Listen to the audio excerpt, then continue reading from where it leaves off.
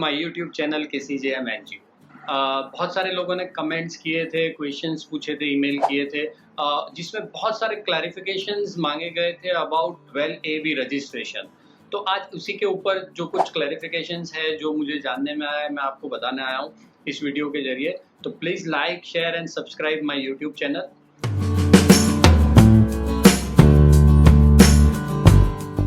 चलिए तो आगे बढ़ते हैं। अगर आपने मेरा ये video how to file form 10A for the registration of 12AB नहीं देखा है तो प्लीज़ देख लीजिए। आज का जो वीडियो है उसी के लिंक पर है। उस वीडियो में बहुत सारे क्वेश्चंस थे, लोगों के क्लैरिफिकेशंस मांगे गए थे, तो वही क्लैरिफिकेशंस मैं आज एक के बाद एक लेकर के आया हूँ आपके सामने। तो चलिए देखते हैं वन बाय वन कि क्या क्या क्लैरिफिकेशंस है या क्या क्या आपके जो क्वेश्चंस थे उसके answers. So first thing I would like to clarify is about the how many years of audit report is to be uploaded. कई लोग पूछ रहे थे कि हमारे 3 साल नहीं हुए, सिर्फ 2 साल हुए हैं, या कौन से 3 साल के रिपोर्ट अपलोड करने हैं ऑडिट रिपोर्ट। तो मैं बता दूं, आपको अपलोड करने हैं financial year 17-18, financial year 18-19 and financial year 19-20 के ऑडिट रिपोर्ट आपको यहाँ पर एक ही PDF में कंसोलिडेट करके अपलोड करने हैं। अगर आपके 3 साल खत्म नहीं हुए तो आप कोई भी 2 साल के अपलोड कर सकते हैं या 1 साल का लेटेस्ट जो है वो अपलोड कर सकते हैं। फाइनेंशियल ईयर 2021 के ऑडिट रिपोर्ट का कोई रिक्वायरमेंट नहीं है क्योंकि अभी मार्च खत्म हुआ है, अभी लोगों का फाइनलाइजेशन में है, तो ये मैंडेटरी नहीं है कि फाइनेंशियल ईयर 2020-21 का ऑडिट रिपोर्ट भी अपलोड। सेकंड, कई लोग ने कमेंट्स में पूछा था कि अगर नॉट एप्लीकेबल है तो कौन सा डॉक्यूमेंट और कैसे अपलोड करना है। बहुत ही वैलिड क्वेश्चन है क्योंकि जो फॉर्म जिस तरह से टेक्निकली डिज़ाइन किया गया है, तो जो आपको 6 डॉक्यूमेंट्स मांगे गए, अगर एक भी डॉक्यूमेंट अपलोड नहीं है तो एरर दिखा रहा है। अब मान लीजिए कि आपका जो FCRA रजिस्ट्रेशन नहीं है आपके ऑर्गेनाइजेशन में, तो पॉइंट नंबर 5 में आप कौन सा डॉक्यूमेंट अपलोड करेंगे FCRA रजिस्ट्रेशन के लिए, या पॉइंट नंबर 4 में। तो जो FCRA रजिस्ट्रेशन आपका नहीं है, तो मैं आपको दिखा रहा हूँ उसका सॉल्यूशन। आप माइक्रोसॉफ्ट वर्ड में जाइए और यहाँ पर नॉट एप्लीकेबल जैसे दिख रहा है ऐसे लिख करके इसको PDF में कन्वर्ट कर दीजिए, जैसे मैंने यहाँ पर बताया, और उस PDF को अपलोड कर दीजिए। मतलब कि जिस जिस डॉक्यूमेंट्स में या जहाँ जहाँ पर भी आपका नॉट एप्लीकेबल है या आपका कोई रजिस्ट्रेशन वगैरह नहीं है, तो आप इस तरह से नॉट एप्लीकेबल करके डॉक्यूमेंट तो अपलोड करिए।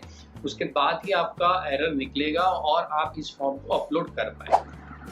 कई लोग पूछ रहे थे कि दर्पण ID में रजिस्ट्रेशन डेट कौन सा लिखना है। ये बहुत ही वैलिड क्वेश्चन है दोस्तों, क्योंकि दर्पण ID का कोई रजिस्ट्रेशन डेट नहीं है। आप अभी भी नीति आयोग की वेबसाइट पर जाके या NGO दर्पण की वेबसाइट पर देखेंगे, किसी भी ऑर्गेनाइजेशन का नीति आयोग या दर्पण ID रजिस्ट्रेशन डेट नहीं है।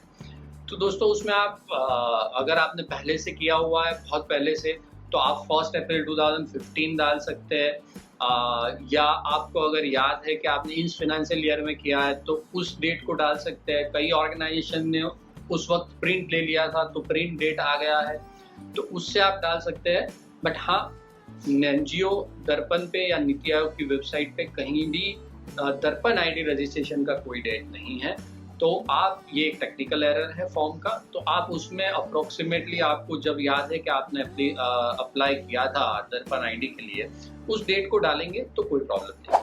अब कई लोग क्वेश्चन कर रहे थे कि अगर नया एप्लीकेशन करना है, क्योंकि हालांकि जो ये वीडियो की हम बात कर रहे हैं जिसका लिंक मैंने डिस्क्रिप्शन में दिया हुआ है, इसमें मैंने आपको लाइव दिखाया था उस ऑर्गेनाइजेशन का जिसका ऑलरेडी 12A रजिस्टर्ड था, ATG रजिस्टर्ड था, उसमें कैसे अप्लाई करना है। मान लीजिए कि आपका नया रजिस्टर्ड है, लास्ट ईयर ही रजिस्टर्ड ऑर्गेनाइजेशन है, और आपको नए सिरे से 12A अप्लाई करना है या ATG अप्लाई करना है, तो आप इसी फॉर्म में कर सकते हैं। आप वीडियो में जाइए, यहाँ पर देखिए, इसी फॉर्म में आपको जाना है। सिर्फ जो पॉइंट नंबर 2 में कोड सिलेक्ट करना है, उसमें आपको सिलेक्ट करना है clause 6 sub clause 1 of section 12A। Next is, क्या DSC मैंडेटरी है इसके लिए या EVC से चल सकता है। हालांकि इंस्ट्रक्शन में बहुत क्लियरली लिखा है कि आपको इस फॉर्म को सबमिट करने के time either you have to verify through EVC, मतलब कि OTP से, या आपको DSC से इसको सबमिट करना है। अब कई लोगों का क्वेश्चन था कि उनको ओटीपी या ईवीसी वाला ऑप्शन ही नहीं आ रहा है और सिर्फ डीएससी वाला ऑप्शन दिखा रहा है। तो दोस्तों आप समझिए कि अगर आपका ऑथोराइज्ड रिप्रेजेंटेटिव का डीएससी ऑलरेडी रजिस्टर्ड है इनकम टैक्स पोर्टल पे, मतलब कि पुराने कोई रिटर्न फाइल करने के वक्त आपका डीएससी यूज हुआ है आपके प्रिंसिपल ऑफिसर का या ऑथोराइज्ड रिप्रेजेंटेटिव का, तो आपको ईवीसी ऑप्शन नहीं दिखेगा और आपको कंपल्सरीली डीएससी से ही फॉर्म सबमिट करना पड़ेगा। हाँ, अगर आपका कभी भी रिटर्न फाइल नहीं हुआ है डीएससी से, आप रिटर्न भी ईवीसी से फाइल करते थे या ओटीपी से फाइल करते थे, तो डेफिनेटली ईवीसी ऑप्शन आ रहा है और आप ओटीपी जो आधार ओटीपी आता है उससे फॉर्म सबमिट कर सकते हैं। कई लोगों का ये क्वेश्चन था कि कौन सेल्फ सर्टिफाइड करेगा, क्योंकि बहुत सी सोसाइटीज़ या ट्रस्ट में मैनेजिंग ट्रस्टीज भी होते हैं, एक सीईओ होता है या सेक्रेटरी, चेयरमैन, सो बहुत सारे डेजिग्नेशन होते हैं, तो कौन सेल्फ सर्टिफाइड करेगा? वेरी सिंपल, आपको आपके इनकम टैक्स में कौन पर्सन रजिस्टर्ड है उसको ही सेल्फ सर्टिफाइड करना है। अगर आपको पता नहीं है तो आप अपने इनकम टैक्स पोर्टल पर यहाँ पर जाइए प्रोफाइल में और यहाँ पर प्रिंसिपल ऑफिसर के इंफॉर्मेशन में चेक करिए किसका नाम है, वही ऑफिसर या ट्रस्टी या जो भी मेंबर है उसी का सेल्फ सर्टिफाइड कॉपी चलेगा। और हाँ, हर एक पेज पे सेल्फ सर्टिफाइड करना है।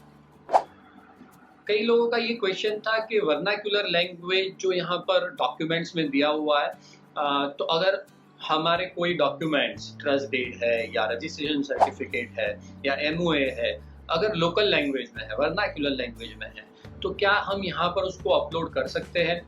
तो डेफिनेटली कर सकते हैं, बट मैं यही एडवाइस करूँगा कि आप उसको इंग्लिश नोटराइज्ड ट्रांसलेशन करवा लें, उसका एक इंग्लिश ट्रांसलेशन करवा के नोटरी से सर्टिफाइड करवा ले और instead of uploading vernacular language आप उसको यहीं जो दिख रहा है वहीं पर अपलोड करें हर एक डॉक्यूमेंट। हाँ, आप ट्रांसलेटेड डॉक्यूमेंट के साथ सेम पीडीएफ में वर्नाक्युलर लैंग्वेज भी डाल सकते हैं। लॉजिक यही है दोस्तों, क्योंकि ये सेंट्रलाइज प्रोसेस है तो पता नहीं है कि इस एप्लीकेशन कौन सा ऑफिसर हैंडल करेगा इनकम टैक्स का। It may be from your region और may be out of your region, तो उसको वर्नाक्युलर लैंग्वेज पता नहीं होती है और इसीलिए it is better to upload English translated notarised document. अगर नहीं करेंगे और वर्नाक्युलर में करेंगे और अगर कोई ऑफिसर जिसको पता नहीं है तो वो डेफिनेटली आपको क्वेरी रेज करके वापस इंग्लिश ट्रांसलेटेड डॉक्यूमेंट्स मंगवाएगा ही। तो एडवाइजेबल यही है कि अगर आपके पास टाइम है तो नोटराइज एक ट्रांसलेटेड इंग्लिश ट्रांसलेटेड सारे डॉक्यूमेंट का करवा लें और यहीं पर अपलोड करें इंस्टेड ऑफ वर्नाक्युलर लैंग्वेज में अपलोड करने की तरह। कई लोगों का ये क्वेश्चन था कि पॉइंट नंबर 6 में जो एक क्वेश्चन है रिगार्डिंग इररिवोकेबिलिटी क्लॉज, ये क्या है और ये इसमें यस लिखना है या नो लिखना है? तो दोस्तों नो कभी मत लिखना, इसमें यस ही लिखना है। हालांकि जो सेक्शन 8 कंपनी है या सोसाइटी है इसमें ये क्लॉज एप्लीकेबल नहीं होता है, इररिवोकेबिलिटी क्लॉज उस सोसाइटी और सेक्शन 8 को वो एप्लीकेबल नहीं है, it's a technical thing, but उसमें वो एप्लीकेबल नहीं है और यहाँ पर नॉट एप्लीकेबल का कोई ऑप्शन नहीं है। So don't use know that, आपको यस लिखना है। ये एप्लीकेबल होता है ट्रस्ट में, जो ऑर्गेनाइजेशंस पब्लिक ट्रस्ट एक्ट में रजिस्टर्ड है, वहाँ पर ये क्वेश्चन आता है कि क्या आपका ट्रस्ट में इररिवोकेबिलिटी क्लॉज है या नहीं है। तो दोस्तों आपको यस लिखना है और अगर आपके ट्रस्ट डीड में ऐसा कोई क्लॉज नहीं है तो आपको डेफिनेटली आपका ट्रस्ट डीड अमेंड करवाना होगा फॉर 1280G के लिए। पर हाँ, फॉर्म भरने के टाइम आप उसको यस कर दें, फिर कभी जब क्वेरी आएगा तब आप उसको अमेंडेड ट्रस्ट डीड या उसमें एक अमेंडमेंट करके अपलोड कर सकते हैं। कई लोगों का क्वेश्चन था कि जो पॉइंट नंबर 10 और 20 में हमने बोला था वीडियो में कि ये ग्रे आउट हो जाता है, वो ग्रे आउट नहीं है और उसमें इंफॉर्मेशन फिल करना पड़ रहा है या एरर दिखा रहा है। तो दोस्तों मैं बता दूं कि पॉइंट नंबर 10 और 20 तभी ग्रे आउट होता है जब आपने लास्ट ईयर का इनकम टैक्स रिटर्न फाइल किया है। तो ये फॉर्म इनकम टैक्स वेबसाइट से उस इंफॉर्मेशन को पिकअप करता है कि अगर आपका income tax return already filed है लास्ट ईयर का तो वो यस दिखाएगा और पूरा ग्रे आउट हो जाएगा। मतलब कि आपको उसका इन्फो फिल करने की ज़रूरत नहीं है। Income tax income tax officer उसको देख पा रहा है, जाकर के आपका रिटर्न चेक कर पा रहा है वहाँ से, पोर्टल से। पर हाँ, अगर आपने रिटर्न फाइल नहीं किया है तो वहाँ पर आपको ग्रे आउट नहीं दिखेगा और आपको नो करके पूरा इंफॉर्मेशन फिल करना है आपके ऑडिट रिपोर्ट से। दोस्तों, कई लोगों का ये एक एरर था कि फॉर्म एक बार फिलअप करने के बाद जब हम रिव्यू कर रहे हैं या फिर वापस जाकर के एडिट कर रहे हैं तो कई ड्रॉप डाउन में डिसेबल्ड दिखा रहा है, मतलब कि आप चैरिटेबल या रिलीजियस सिलेक्ट करने जा रहे हैं तो वहाँ कुछ नहीं आ रहा है, सिर्फ सिलेक्ट आ रहा है लिखा हुआ या डिसेबल्ड हो रहा है। तो दोस्तों, आप ये एक टेक्निकल एरर है जो इंटरनेट कैश या इंटरनेट कुकीज़ का एरर होता है। तो इसमें मेरा यही एडवाइस है कि आप या तो और कोई कंप्यूटर से या लैपटॉप से उसको ट्राई करें या आपके ब्राउज़र को चेंज करें, अगर क्रोम से कर रहे हैं तो इंटरनेट एक्सप्लोरर से करें। ये एक टेक्निकल एरर है और लोकल मशीन का एरर है, तो आपको एक ट्रायल एरर करना होगा मशीन चेंज करके या कंप्यूटर चेंज करके या ब्राउज़र चेंज करके, या कभी-कभी आपका ये फायरवॉल ऑन रहने से भी ऐसा हो सकता है। तो थोड़ा टेक्निकल ये एरर है, आप थोड़ा ट्रायल एरर करेंगे तो डेफिनेटली उसको सॉल्व कर पाएंगे। तो दोस्तों, ये कुछ क्लैरिफिकेशंस थे 12A के रिगार्डिंग। 12A भी जो अब नया सेक्शन बन चुका है जिसका फॉर्म 10A आपको जल्द से जल्द भर देना चाहिए। कैसे फाइल करना है इसका लिंक मैंने डिस्क्रिप्शन में दिया हुआ है, पूरा वीडियो मैंने बनाया था, आप उसको ज़रूर से देखें। और क्लैरिफिकेशंस अगर और आपको कोई क्वेश्चंस है या क्लैरिफिकेशंस चाहिए तो आप कमेंट सेक्शन में डालें या मुझे इस ईमेल पे ईमेल कर सकते हैं। Thank you so much for watching this video. Kindly share, subscribe and like my channel.